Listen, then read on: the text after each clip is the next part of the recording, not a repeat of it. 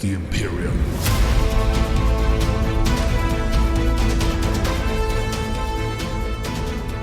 Hello and welcome to Ashes of the Imperium. My name is Dan, and once again, I'm joined by the wonderful Steve. How are you, Steve? Yeah, very good, mate. Doing good. Excellent. You're not suffering from the murder curse then? No, I've had the inoculation for that, so I should be fine. Glad to hear it. So, of course, we are today talking all about Arks of Omen, Angron, the second book in this exciting new narrative campaign series. And this is, as the title suggests, centered on the returning demon Primarch. We've got a wonderful new model for him as well. Yeah, it's just epic, and I think it's interesting. There's a piece of the concept art from the book that's going around on social media, and it's just like literally him being. Is it him looming? Yes, it's him looming out of the clouds, out of the smoke. Kind of someone compared it to a very Godzilla-esque. Thing. Yeah. No, definitely some sort of kaiju coming out. Exactly.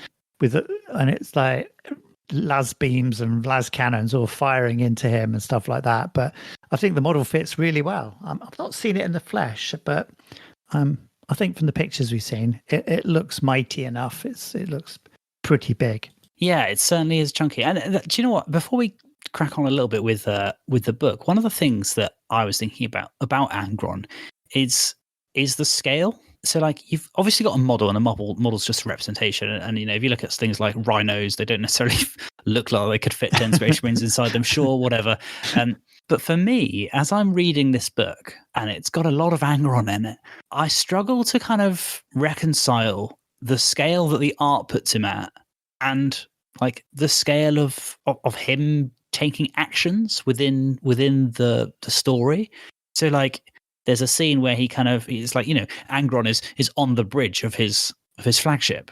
And it's just like, well, the picture on the other side of the page is of him as tall as a skyscraper. Like, how is he like sat on the bridge of his ship? I suppose he's a demonic entity, so perhaps he's the size of whatever he needs to be the size of. But yeah, the scale of Angron kind of like threw me a little bit. Yeah, I guess. I guess the dimensions are flexible because he is a demon, and some of the things we see him do.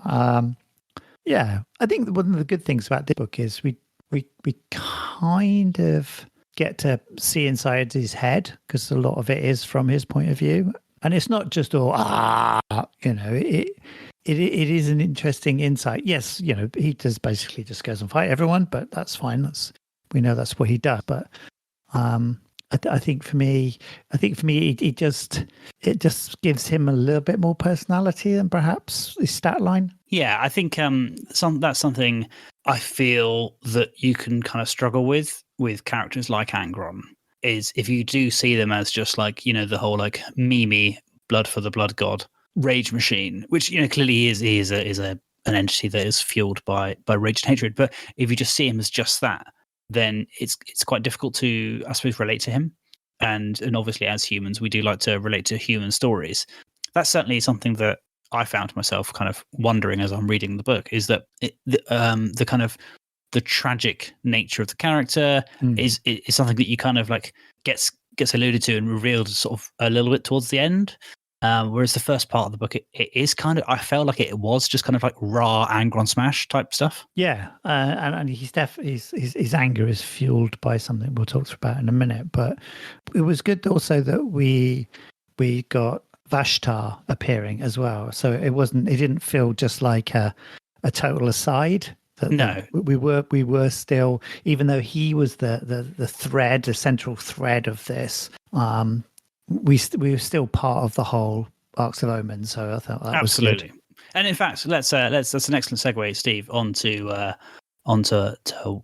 book itself and the story. So I suppose we should have like the kind of the voice be like, previously on Arks of Omen. So you know, as Steve's just mentioned, you've got, you know, Abaddon and Vashtor, the Arcaphane.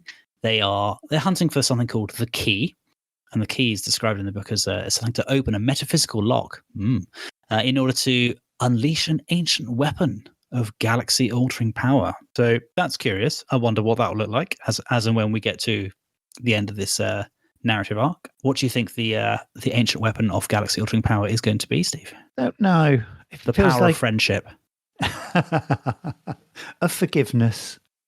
I don't know. I think it'd be a bit disappointing if it was just a different shaped axe or something. I think it needs to be something more arcane, perhaps. Yeah, I think the fact we've still got plenty of these components to find, which is where all the arcs are being sent out to uncover. And even spoilers. What gets discovered here isn't particularly fully described. So I think we're still being kept a little bit in the dark as to what that's finally going to be or how it operates. Or, but we're Are you referring here to the core engine, or do you mean what is ultimately found right at the end?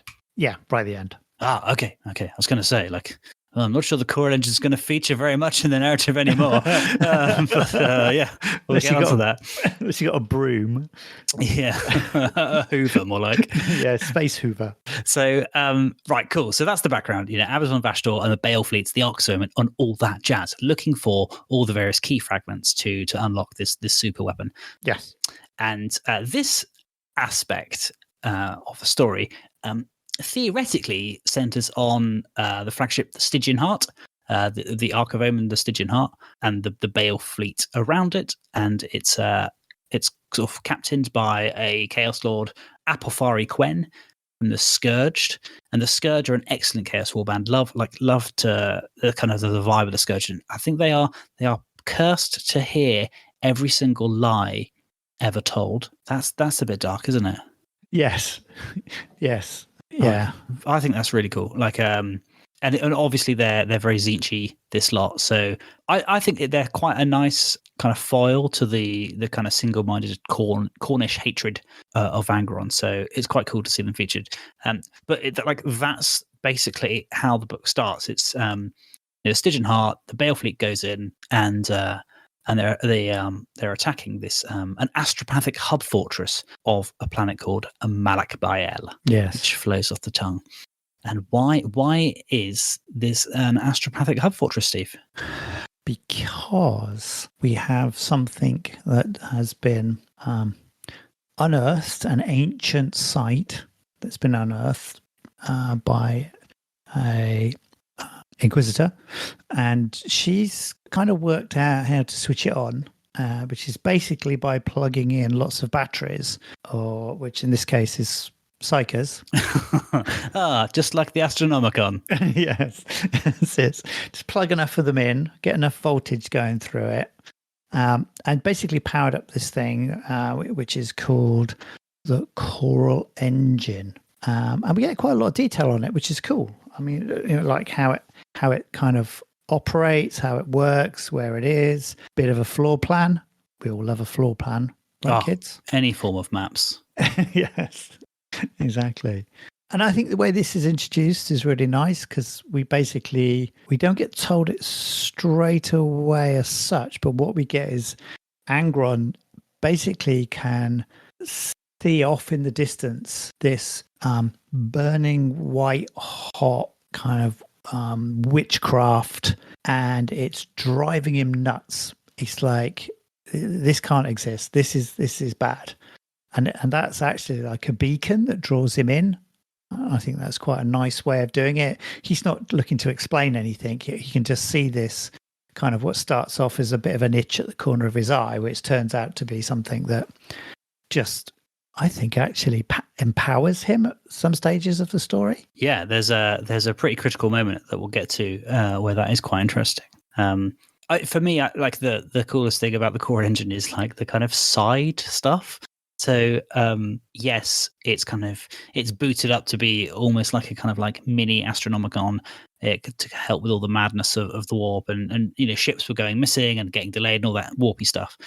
So that they fired it up, and it's kind of acting as a bit of a warp beacon to help direct warp travel. But this is quite interesting. So the core engine's focusing vein was directed towards Shveda 2, with the intent of sending an astropathic message to check if further reinforcements were required. Yet, as the invisible psychic radiance of the engine enveloped the world, loyalist battle psychers all across Shvedor 2, so that's an interesting name, Shvedor, they found their powers augmented. Drawing upon the sudden reserve of psychic might, the armies of the God Emperor surged to victory on that world in less than a week. Here was the line-breaking assault that eventually collapsed the heretic defenses to the system.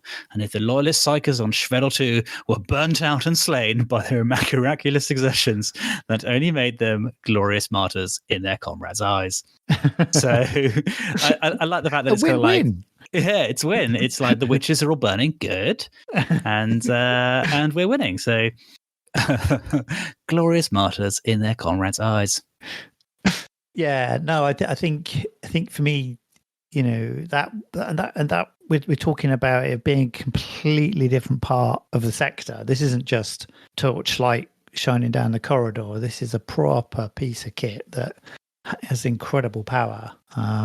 But yeah, I'm not sure we entirely know kind of who made it. I mean, I think it's hinted at it's back from the Age of Darkness, but it's obviously incredibly powerful. It's a bit of a twist we don't really seen before. I think something that big and powerful. Yeah, it's fairly significant. Well, it has to be significant for the Grey Knights to get involved, because they do get involved, don't they? Oh yes, so they have a bit of a check the old tea leaves and discover that something's going to be happening there, and have all sorts of they sort of scry all sorts of doom and gloom happening there. So they do pull their meager numbers together and get their sharpish to kind of say, look, it's all going to go Pete Tong. We really need to get the defenses sorted. And it's interesting because I kind of forget, because you see him on the battlefield and you see him on the website and you see all those things, but you forget how secretive they are really within the 40k lore, and the fact that the battle group commander of all of the space fleets that have come together to protect this coral engine, even he's not heard of them. You know, it's not. We all know what happens. We all know how what happens with those exposed to the truth of the Grey Knights. It's like they don't have a little Men in Black widget that they can. What's that little memory thing? You know, the thing flashy thing. Yeah, the little flashy thing. No, they just have bolt guns and storm bolters. Yes. Side cannons. Absolutely. Yeah. No. So yeah, it's good to have those little reminders that, you know, this is how this is the world we live in 40k. So there's the scene. That's the kind of the context, and you've got this flagship of Chaos, the Stygian Heart, on its little mission to Malak Bale, and alongside it, it's attacking the astropathic hub fortress, and which is where the coral engine is. And then Angron also kind of gets involved, and effectively, the Grey Knights rock up and say, something pretty bad's going to happen, guys. Like, let's get the defenses on the go. So they all rock up, and the Chaos Fleet turns up, and they're kind of like, they're kind of doing well and defending it. And then Angron kind of arrives with his whole like World Eaters battle fleet. And it's interesting, there's a quote in there that says, only a mad or reckless shipmaster would risk translating from the warp beyond a system's Mandeville point.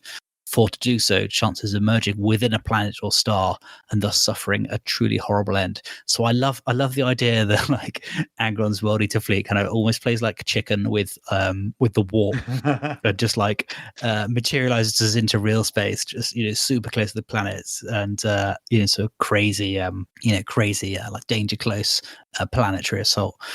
So that's cool. Kind of like the Point Break parachute jump. Exactly that. Absolutely that. And the original Point Break, of course. Oh yes, the only one really. The only one. They did not make any others ever. So that's cool. That's the kind of context. And so you do get a cool. You get lots of like kind of void battles going on, lots of planetary sieges going on, and then Angron himself kind of makes planetfall and goes ham on the defenders of the planet. And this is where I think there's a big chunk of the book in the middle where you've got a great build up, a great context, and for me, I think the narrative I don't want to say it's one dimensional, but it does get a little bit samey for me personally. It's like Angron hit this, Angron hit that, and Angron was very angry, and then he hit this with an axe, and then he hit this with a sword or whatever. For me, once he kind of started making Planetfall, you see him kind of make an assault on an orbital fortress, and it is so cool to read that as like he's kind of like a one-man army or one demon Primarch army, and that in itself is for me sufficient amounts of that story is sufficient amounts of violence in the book. So all the stuff preceding where he's like destroying a whole load of other bits, it's kind of like, oh cool, yeah, that happened again. Although I should say the description of him effectively acting as a boarding torpedo himself was pretty fun. Yeah, I think I think I agree in that because of his nature and because you're halfway through the story, he's not going to send back into the warp realm chaos halfway through, so that sense of jeopardy isn't there. I know, and I think for me, I think he, at some stage as he's making Planetfall, he's not in a dropship, he's just falling through himself. He gets whacked by an orbital laser, which is described as almost cutting him in half, but it doesn't. Now, I think some of his, proper godlike powers are actually, unlike when the emissions from the Corolla engine are actually dispelling and sending demons back to the warp, because it's so kind of pure in its nature. I think for me, what it does to Angron is it actually kind of fuels him, and that it makes him so angry that this thing is there and existing and doing what it's doing. I don't think it actually harms him. I think it actually makes him more powerful. And I think the problem we have there is that I just believe he's unstoppable.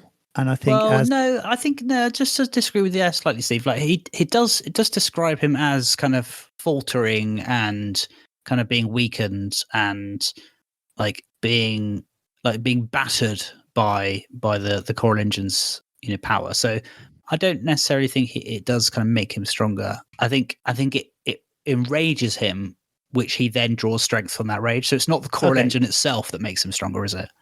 No. Yeah. Yes, I see what you're saying. Exactly. Yes, I think it is that. And I think for me, because he becomes such the focus, like you said, I don't feel that it's creating other places for me to game or explore in. I mean, we get mentions of Imperial fists going into this ship or that ship. And Sons of Medusa. I will point out in that same paragraph, why would you bring up the Imperial Fist when you could perfectly easily bring up the Sons of Medusa, that we all know are very cool, bright green with white hats. So you've got that in double yellow highlighter now in your book, haven't you? Double green highlighter, thank you. Double green with white at the top. So I think for me that there's lots of cool things in here. I just think I kind of missed in the past when we've had these opportunities of small, we just get told of whole regiments of guard being, laid to waste, and it's like, just give them a name. Sometimes even the name of a regiment can be enough for you to go, oh, I wonder where they come from. I wonder how they're armed. I wonder what they're doing. You know what I mean? I think it just comes a little top level, maybe, this book. Yeah, I think that's fair. I think it goes back to my point about having human stories and relatable things, is that the story is centered around a demigod, an immortal demigod. And as you say, like, he gets zapped with all these like planetary defense lasers and kind of like gets blasted, not like back into the warp, but like his body gets almost eviscerated and evaporated, whatever the word is. But then like immediately rematerializes through the power of rage, the power of Khorne. So you're almost like, well, he's literally unkillable. And I think that battle you're talking about there is actually quite cool. And I know it is cool, but like you don't necessarily get a sense of. I personally don't feel like a sense of risk, a sense of danger, because the whole book is about him, and you kind of, I don't know, like I know the plot armors. I'm kind of umming and ahhing here. Like, it's a cool story. I don't feel the human connection to the character. That's all. So it's not that the story's bad. It's that I personally don't find that human connection. And you are right, because it is so like, it is all about a demigod laying waste to a whole planet. You don't get to hear about like the 103rd Malak Bale dragoons who fight on camels or something like that. That's just not a thing. So you hear about like 17 regiments immediately being evaporated in a fire of blood. But I'd quite like to know all the names of all 17 regiments and the names of their commanding officers, favorite goldfish and stuff like that.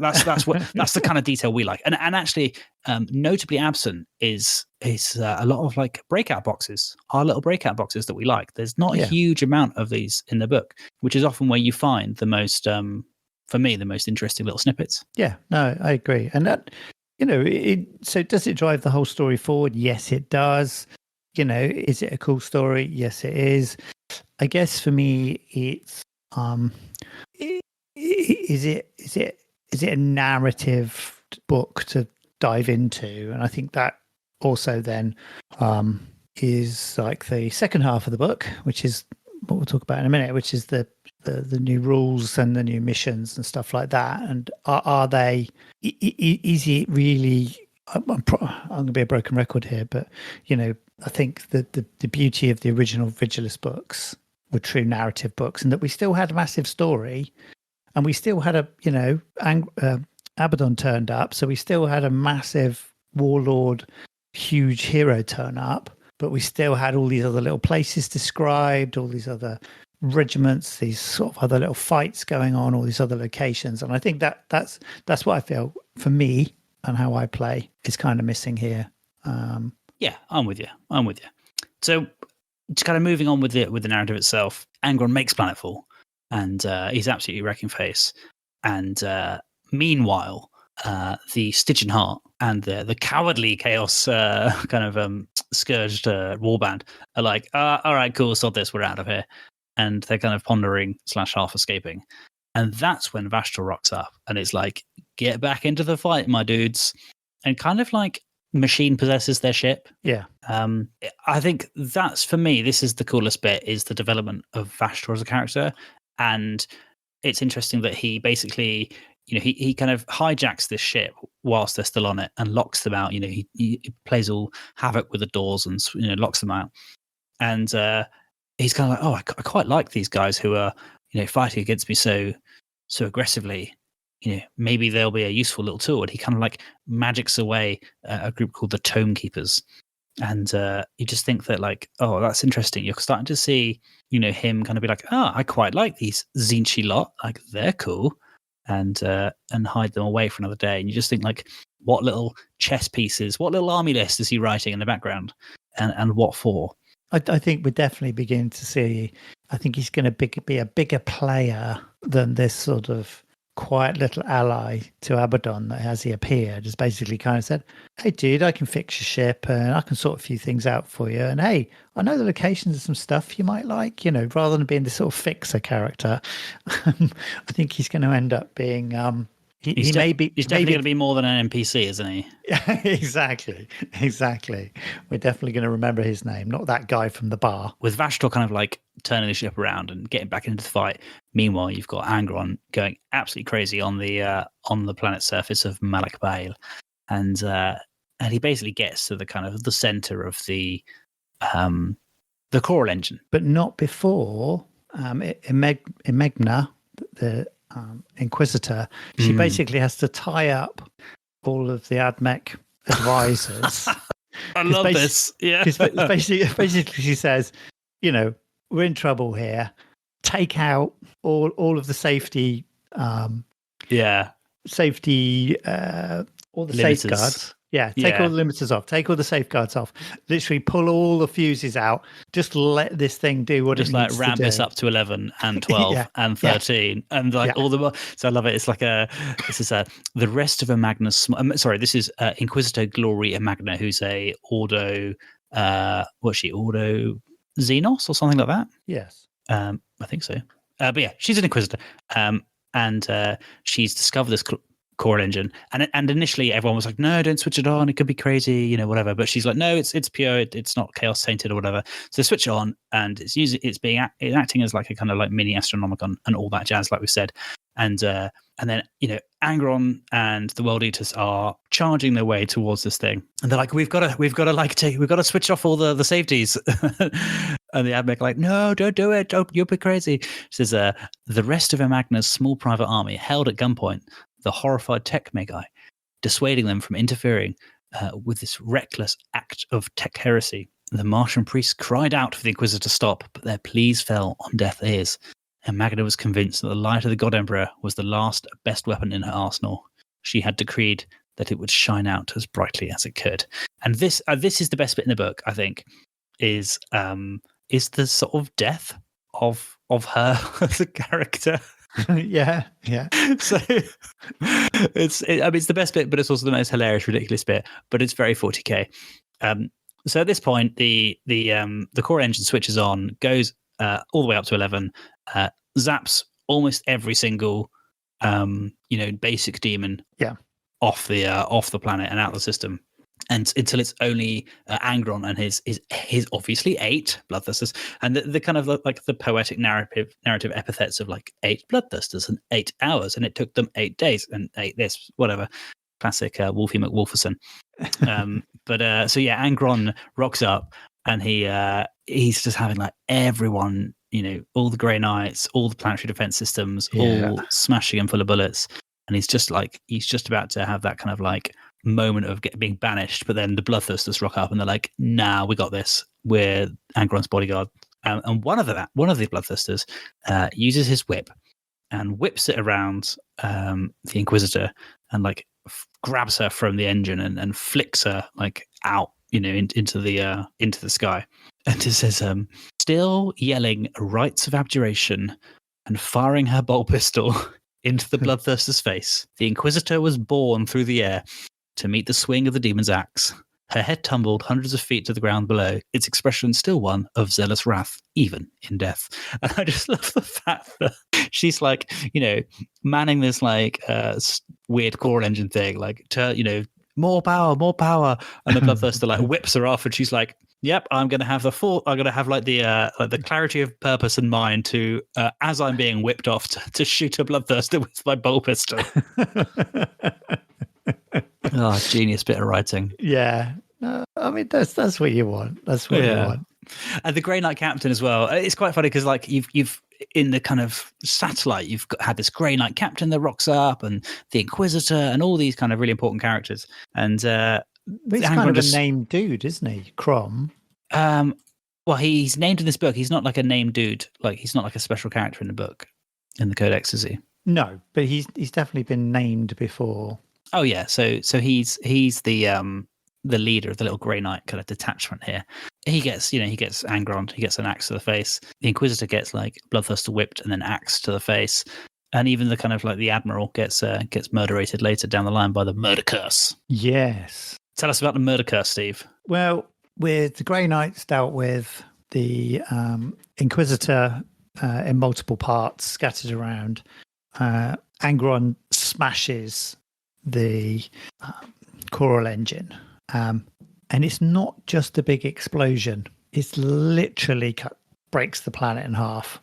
Billions die at that moment, and there's this huge explosion that goes out, this kind of wave of energy, and it's this energy which affects whatever's left alive gets hit by the murder curse. So it's basically everyone becomes a berserker, basically. Now, obviously not all of them have got axes and armor and all that stuff, so they may just be flying a ship. They may be doing anything. It's literally, everyone goes crazy. So it's a cool idea. I like it. And it gives this this great little double page snippet of these eight murders.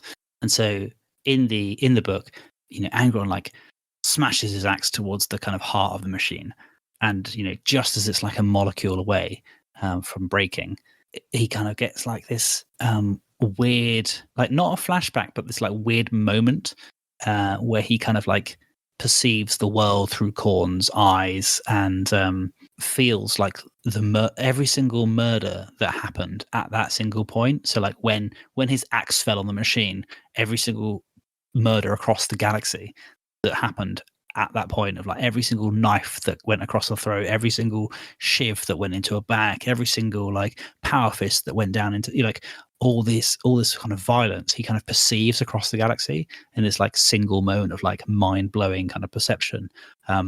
Even to the point that it says like the butcher's nails still in his head. And I think like it was again a very cool moment. And again, like as I say, like the sort of middle bit of the book of him just going crazy and killing stuff, not that exciting. This is really intriguing. It's like, okay, cool. Like what, you know, tell us about those little murders. Like, you know, it's got this double page spread of 8 murders that all happened. Obviously it's 8, 8 murders that all happened, and then it goes on to the rest of the story. But it's really cool to kind of think about like how actually even the forces of the Imperium, who might be, you know, conducting murder on the behalf of the Imperium and therefore kind of going ahead with spreading the light of the Imperium to the darkened corners, is like obviously that they are still slaying blood, you know, slaying their enemies and spilling blood. And as we well know, Khorne cares not from whence the blood flows. Exactly. There's a really cool one because I'm enjoying my Enforcers in Necromunda at the moment. And there's one here says, 3 of the gang are dead. The Enforcer killed them with his shotgun. Cold-blooded executions all. So that goes back to exactly what you're saying, Dan. It says, but the Enforcer didn't get Gorv. And now he's sprawled on his back in slump filth beneath the runoff downpour, and Gorv is straddling his chest. Through his shattered visor, the Enforcer locks eyes with Gorv. Expression utterly unrepentant.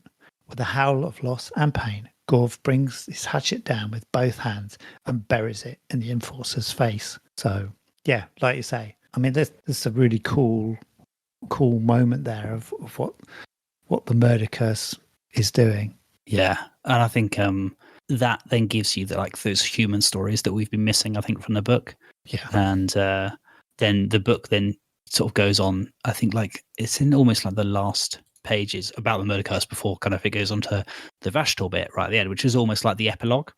And it tells you about all these like it's almost like a little cyclical thing of it says like, oh, the Astra Militarum were about to, you know, we're killing everyone and each other, but then this happened, and like a tank rocks up, and a tank's shooting people, and they're shooting their own friends, but then the plane shoots the tank, and then someone shoots the plane down, and the plane crashes into a building, and then a Titan shoots the building, and then someone shoots the Titan, and it kind of just this big like circle of like this cycle almost of violence, and it talks about like a you know, a sister of battle. It talks about at the end an ultramarine, and all these kind of like noble warriors of the Imperium like succumbing to the murder curse. And again, this is where my little mind starts racing. I think like, okay, cool. So what hobby ideas can this give us? Like, what would be a really cool way to take a non-chaos army and make it like be suffered for the murder curse?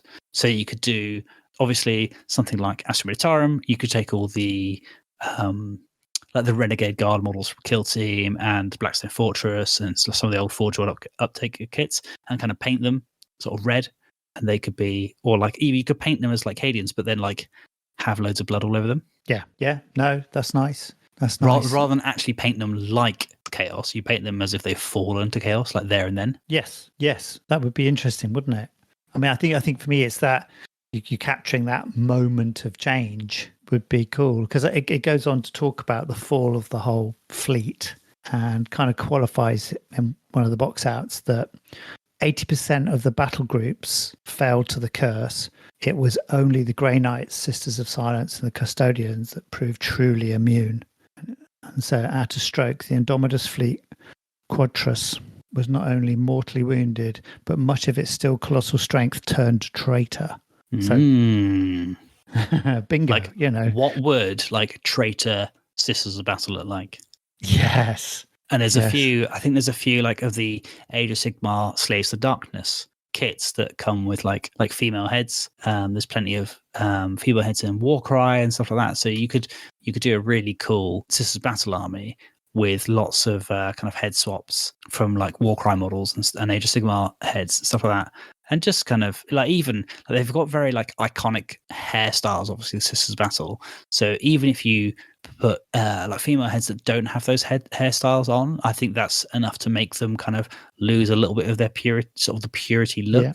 You know, mixing things up, like having I don't know, like instead of the Sisters of Battle Flamer, you could use like the Warp Flamer from the Thousand Suns kit, that kind of stuff, just to kind of like turn a little bit of the models kind of into something a bit more chaosy.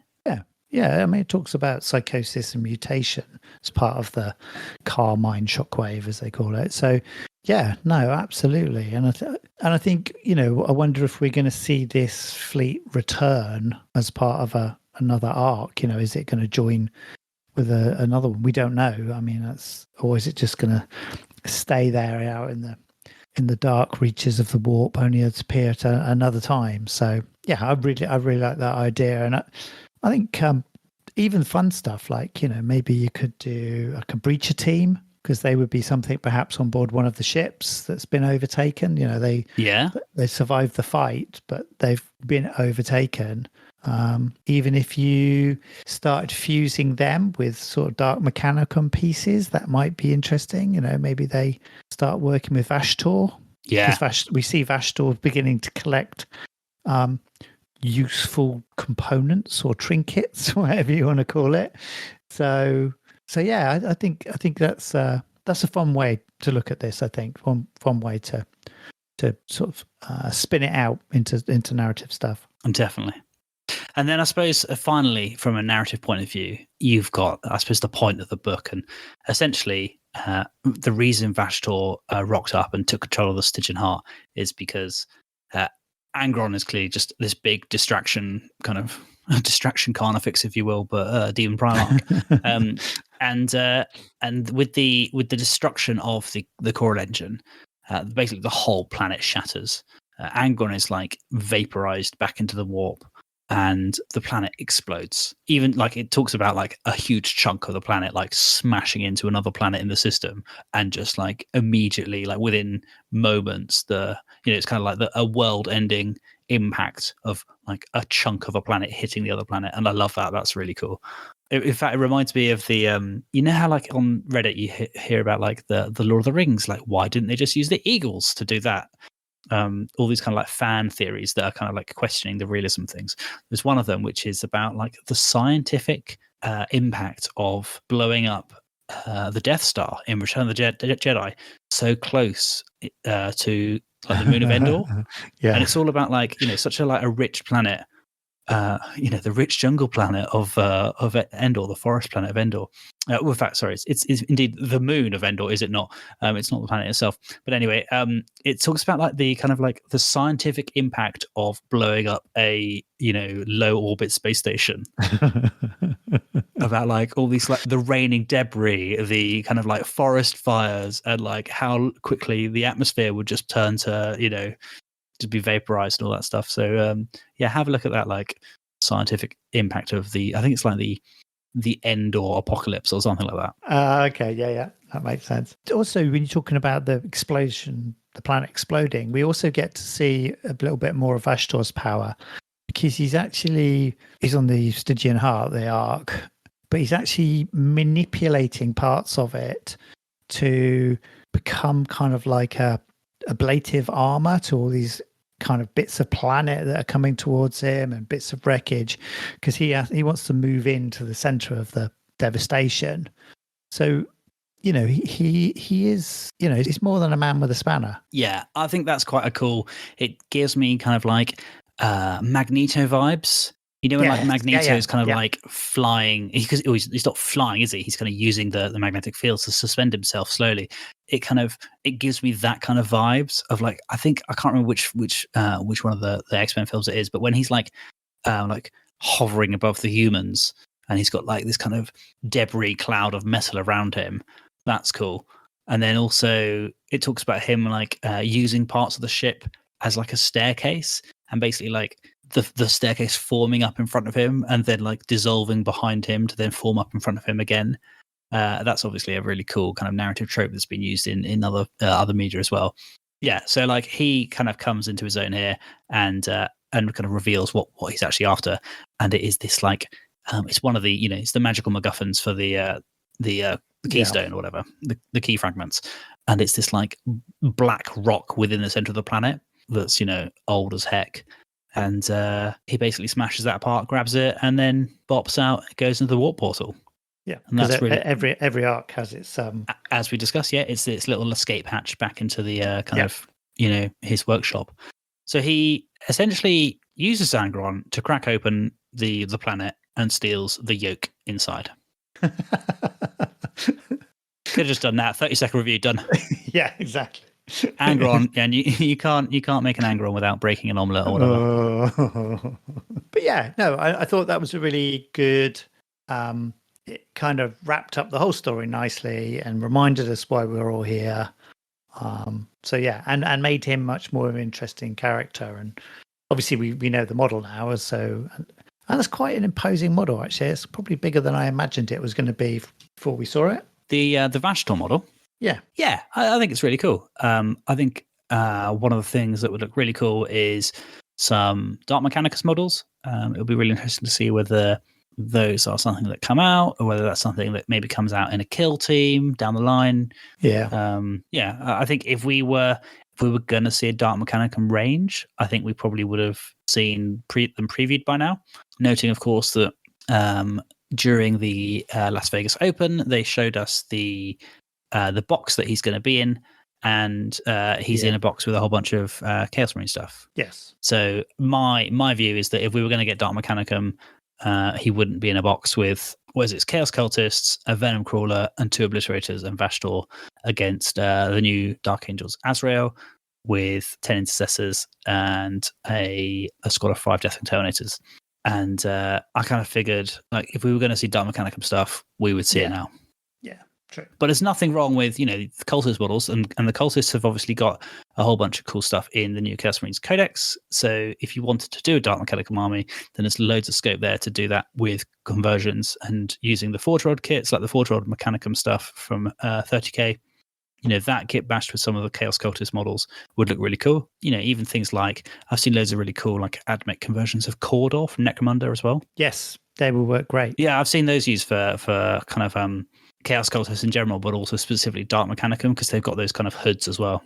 And they've already got guns in their hands as well. So quick swap rounds there with some heavier ordnance would be fine, wouldn't it? Absolutely, really cool. And then, kind of going towards the kind of rules element of the book, we've also got these special rules for the boarding actions. I guess this was a surprise for me, anyway. In that we kind of got given super simple, stripped down set of rules for boarding action. I think for me that was refreshing, and I've had a couple of games and it's really good fun. It takes a lot of complexity out. But then interestingly here for boarding actions, we now have a bunch of extra rules, which is specific stratagems. And to be fair, I mean, it's not like a codex. You've not got 4 pages of these.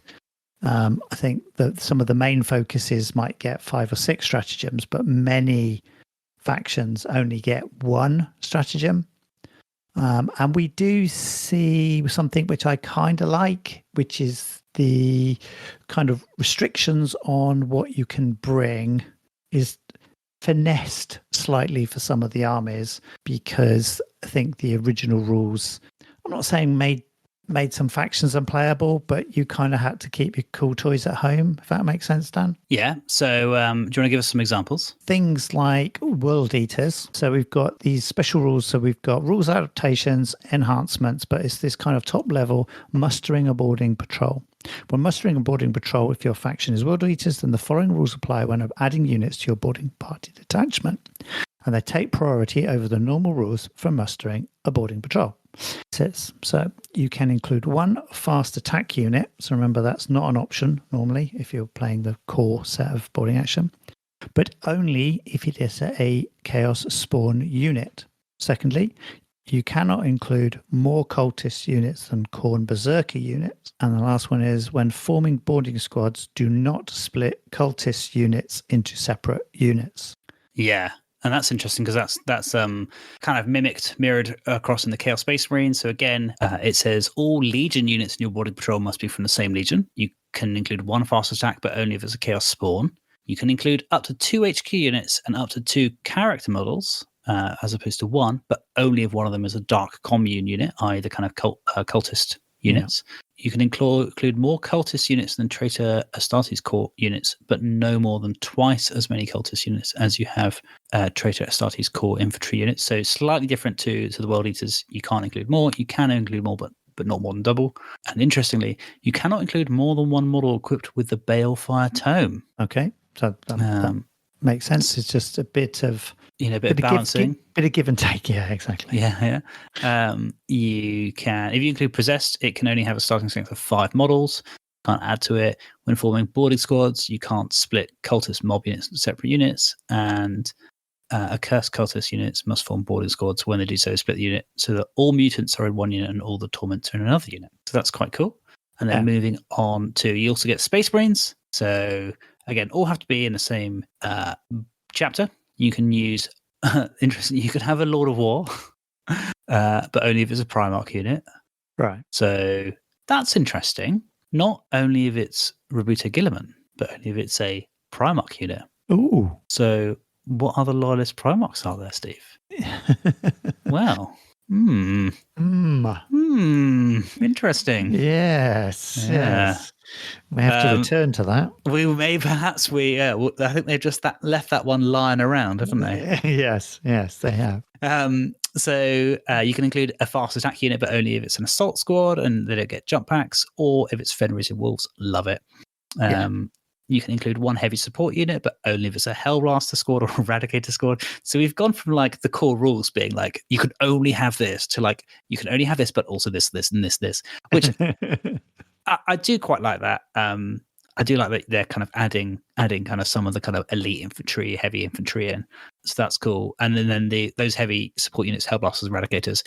Well, if the Hellblaster squad, you can only have 5 models, fine. You can only add 1 company veterans unit to your boarding patrol captain if it includes 1 captain model, fine. You can only add 1 servitors unit if your boarding patrol includes a tech model. Cool.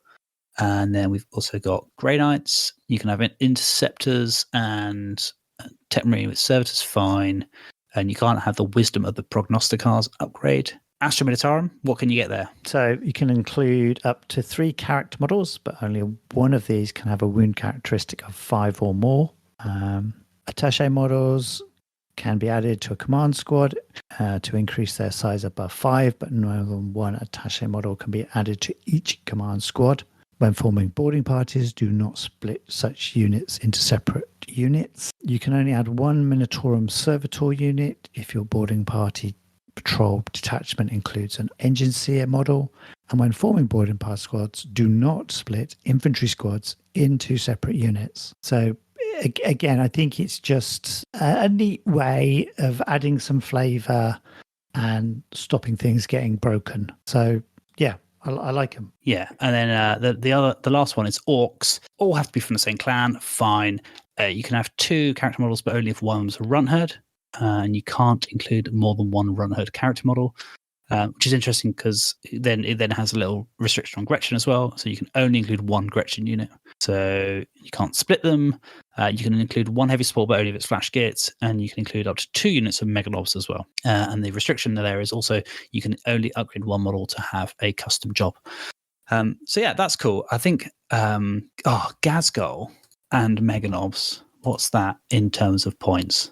That would be cool. That's like all of the points.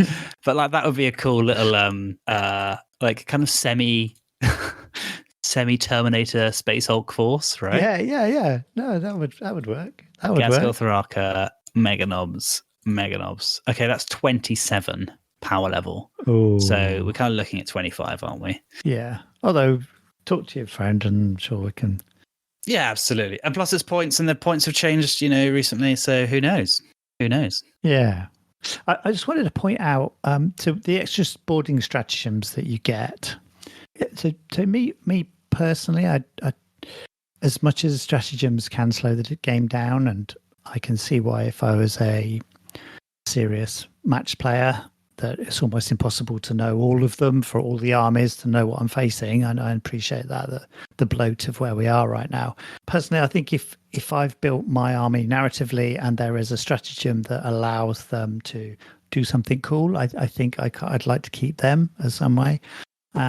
until that end, one of the Astra Militarum boarding action stratagems that you get is called heads down. So for 1 CP, ordered to hit the deck and aim from a prone position, Astra Militarum soldiers allow other members of their platoon to shoot over their heads. So you can imagine opening some blast doors, and it's kind of literally first rank fire, second rank fire, or first unit fire, second unit fire. So the exact rules are: use this strategy in your shooting phase, select one Astra Militarum core unit from your army. Till the end of the phase, models in that unit are ignored for the purpose of determining visibility for models in other friendly units. So I thought, for me, that's cool. I like that. I think that's fun, and I think if you were and remember, units can't be split, so there'll be that's 20 lots of guys, and especially when you start getting into these corridors and doorways, there's absolutely reduces the number of shots going down, and when you've got armies that rely on lots of shots to cause lots of saves on high saving armies, something like that I thought was really good fun. I quite like that. Yeah, no, I do like that. It's quite cool, isn't it? We talked about how it'd be really cool to use like what do we have? I think it was a Lord of Contagion. We talked about like a Death Guard kind of teleporting in, and we realized actually the Lord of Contagion doesn't have that rule, but you can. There's the Orcs have a teleporter stratagem. Use the stratagem during deployment. Select one Orcs unit from your army. You can set this unit up on a teleporter pad instead of setting it up on the battlefield. Nice. So if you don't have that rule kind of baked into your war scroll, you can then use that CP, for example, which is quite cool. Yeah. So there we have it. That is the Arks of Omen Abaddon Ashes of the Imperium review. We hope you've enjoyed it, and we'd be really interested to hear what you guys think of the book. So leave us a comment on YouTube if you listen to this on YouTube, or on Spotify or Anchor, or however you like, on Twitter and Instagram. What do you think of the book? What do you think of the narrative? Were there any specific bits you really liked or disliked? And what are your favourite rules as well? And more importantly, what faction are you looking forward to having rules for boarding actions in the next book? So you can get us on at AOTI40K on Twitter, Instagram, Facebook, YouTube, and soon to be TikTok as well. So until next time, keep calm and crusade on. Cheers, guys.